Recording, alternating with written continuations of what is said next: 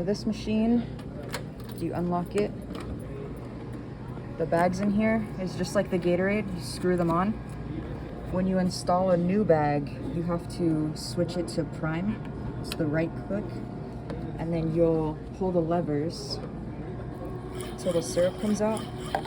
So that primes the lines in here. So you'll do that for both of them. And then on the left is the rinse. You rinse both of them. And then normal mode. That's